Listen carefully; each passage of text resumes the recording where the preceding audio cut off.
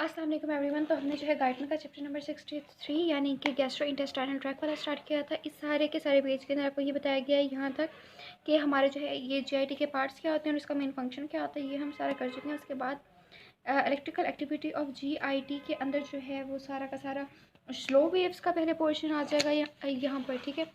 यहाँ सारा slow waves का पोर्शन स्टार्ट हो रहा है और नेक्स्ट पेज के ऊपर जब हम जाते हैं तो ये सारा स्लो वेव्स का पोर्शन है। उसके बाद हमारे पास जो है स्पाइक पोटेंशियल आ गया। यहाँ तक हम स्पाइक पोटेंशियल पढ़ चुके थे। अब हम जो पढ़ने वाले हैं that is change in the voltage of resting membrane potential. उसके बाद हम पढ़ेंगे इंडायरेक्ट नर्वस सिस्टम और इंडायरेक्ट नर्वस सिस्टम के बाद हम पढ़ेंगे ऑटोनॉमिक नर्वस सिस्टम यहाँ पे रहा। और उसके बाद हम सेंसरी नर्व फाइबर्स वगैरह को भी पढ़ेंगे। इस वीडियो के अंदर इस सारे को कंप्लीट करने की कोशिश करेंगे। अच्छा जी, तो हमने कहा था हमारे पास -56 मिलीवॉट जो है ये नॉर्मल रेस्टिंग मेम्ब्रेन पोटेंशियल होता है। अब नॉर्मल रेस्टिंग मेम्ब्रेन पोटेंशियल हमारे पास कम भी हो सकता है और ज़्यादा भी हो सकता है। अगर हमारे पास नॉर्मल रेस्टिंग मेम्ब्रेन पोटेंशियल जो सा है ये मोर पॉजिटिव हो जाए, यानी कि जब हमारे पास मसल फाइबर्स ज़्यादा एक्साइटेबल हो जाए, मोर पॉजिटिव यानी कि -56 से ऊपर ये लाइन शो हो रही है मोर पॉजिटिविटी की और -56 से नीचे लाइन शो हो रही है मोर नेगेटिविटी की। अब मोर पॉजिटिव हो गया है यानी कि एक्साइटेबिलिटी इंक्रीज कर जाएगी, यानी कि ये हमारे पास क्या हुआ है, ये हमारे पास हो गया है डीपोलराइजेशन, ठीक है। और अगर -56 से कम हो जाएगा तो इसको हम कहेंगे ये हमारे पास हो गई है हाइपर पोलराइजेशन, ठीक है। ये हमारे पास हाइपर पोलराइजेशन हो गया और हमारे पास जो मसल फाइबर्स थे उनकी एक्साइटेबिलिटी भी कम हो गई है, ठीक है। अब इसके कॉजेज़ मेनली पूछ सकते हैं, ठीक है। डीपोलराइजेशन जो है इसके कॉजेज़ क्या होते हैं, इसके कॉजेज़ में हमारे पास स्ट्रेच आ जाता है, एसिटाइलकोलिन की वजह से आ जाता है, पैरासिम्पैथेटिक स्टिमुलेशन की वजह से आ जाता है, या फिर हमारे पास जीआईटी के कुछ हार्मोन्स भी हैं वो भी डीपोलराइजेशन करा रहे होते हैं। सेकेंडली हाइपर पोलराइजेशन के अंदर हमारे पास एपिनेफ्रिन, नोर एपिनेफ्रिन और साथ के साथ सिंपैथेटिक स्टिमुलेशन भी आ जाता है, ठीक है। अब आपको कैसे पता लगेगा, -56 में बच्चे कंफ्यूज रहते हैं कि मोर पॉजिटिव का क्या मतलब है। मोर पॉजिटिव का मतलब है ये देखिए, ये -56 है, ये अब -40 की तरफ जा रहा है, यानी कि ये मोर पॉजिटिव हो रहा है। -40, -30, -20, -10, 0 फिर पॉजिटिव में चला जाएगा, इसलिए हम इसको कहते हैं कि ये जो है वो मोर पॉजिटिव हो गया, ठीक है। दूसरी चीज़ हमारे पास जो यहाँ पर आ रही है that is about tonic contraction, ठीक है। टॉनिक कॉन्ट्रैक्शन क्या होती है इसको हम देखें।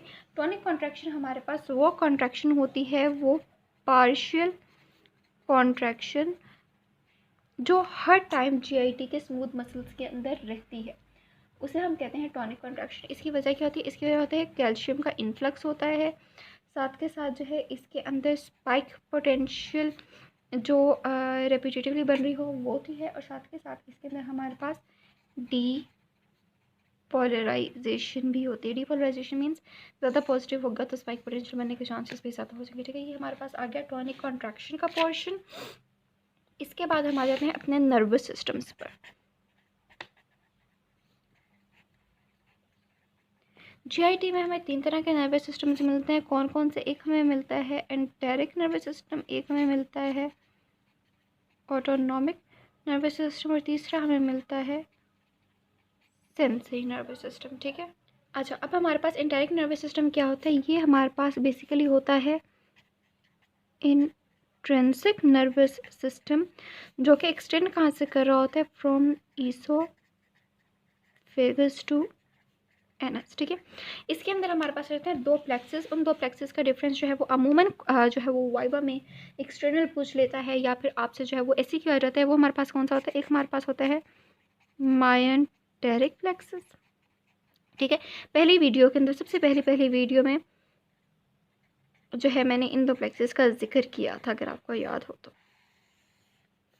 ठीक है। इनको भी हम कंपेयर करके पढ़ेंगे तो बहुत आसान हो जाएगा, ठीक है। मायंटेरिक प्लेक्सेस और मेसनरी प्लेक्सेस, सबसे पहले अगर हम इनको देखें तो हमारे पास क्या होता है, लोकेशन में आ जाता है कि ये हमारे पास आउटर प्लेक्सेस होता है और मीजनल प्लेक्सेस हमारे पास इनर प्लेक्सेस होते हैं, ठीक है। मायंटेरिक प्लेक्सेस की लोकेशन अगर हम देखें तो ये हमारे पास जो है वो मस्कुलरिस एक्सटर्ना में होता है, जबकि मीजनल प्लेक्सेस की अगर हम देखें तो ये हमारे पास सब म्यूकोसा वाली लेयर में होता है, इसलिए हम इसको सब म्यूकोसा प्लेक्सेस भी कह रहे होते हैं।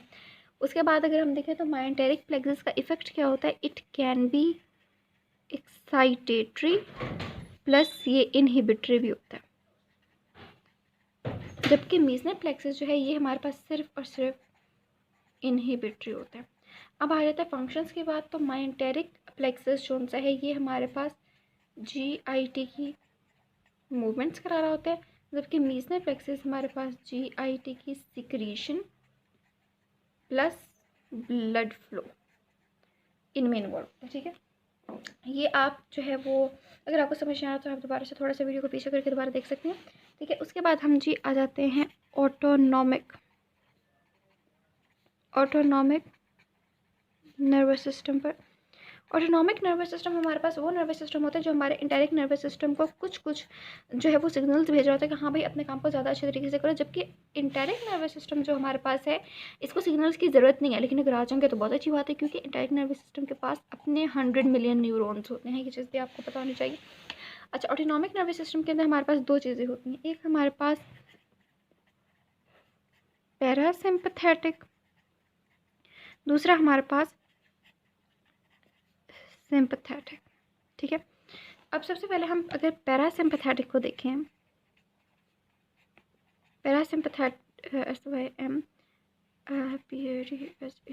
सिंपथेटिक नर्वस सिस्टम को अगर हम देखें, इसमें हम बात करेंगे दो चीज़ों की। एक, इसके अंदर हमारे पास होती है वेगस नर्व, ठीक है, दूसरी हमारे पास इसमें होती है पेल्विक नर्व। ठीक है, वेगस नर्व हमारे पास क्या करती है, ये इनर्वेट कर रही होती है GIT को from oesophagus to proximal to third of colon, proximal to third करती है, जबकि पेल्विक नर्व जो होती है ये हमारे पास क्या कर रही है, ये हमारे पास इनर्वेट कर रही होती है GIT को from distal 1/3 of colon to anus तक।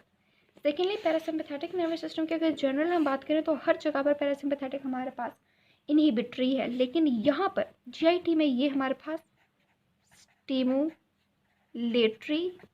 या फिर एक्साइटेटरी होगा। सेकेंडली, पैरासिम्पथेटिक नर्वस सिस्टम हमारे पास जो है वो प्री गैंग्लियोनिक होगा, क्योंकि नर्व्स आई डायरेक्टली इनर्वेट करी हैं GIT को, किसी भी गैंग्लिया से जाके इसके जो है वो कनेक्ट नहीं हो रही। ठीक है, अब अगर हम सिंपैथेटिक नर्वस सिस्टम को देखें तो यहाँ पे हमारे पास T5 से लेकर L2 तक की नर्व्स आ रही होती हैं, वो आती हैं। ये हमारे पास जो लाइन है, दिस इज़ बेसिकली हम कह लेते हैं कि ये हमारे पास साइनेप्टिक चेन है। ठीक है, अब ये नर्व्स आई साइनेप्टिक चेन से इन्होंने क्रॉस किया, पोस्ट गैंग्लियोनिक न्यूरॉन के साथ ये जाके कंबाइन हुई, और यहाँ से अब जो नर्व्स निकलेंगी वो हमारे पास होंगी पोस्ट गैंग्लियोनिक सिंपैथेटिक फाइबर्स। ये जाएंगे और जाके ये GIT को इनर्वेट करेंगे, इसीलिए सिंपैथेटिक जो है इसको हम कहते हैं ये हमारे पास पोस्ट गैंग्लियोनिक सिस्टम होता है। ठीक है, ये बात हो गई।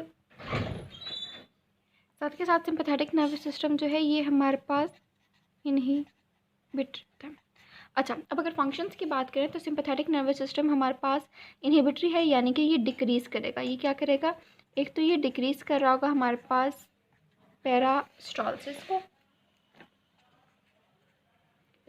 को, दूसरा ये डिक्रीज़ कर रहा होगा डाइजेस्टिव सिक्रीशंस को, और तीसरा जो है ये रिलैक्स कर रहा होगा हमारे स्पिंटर को रिलैक्स कर रहा होता है। ठीक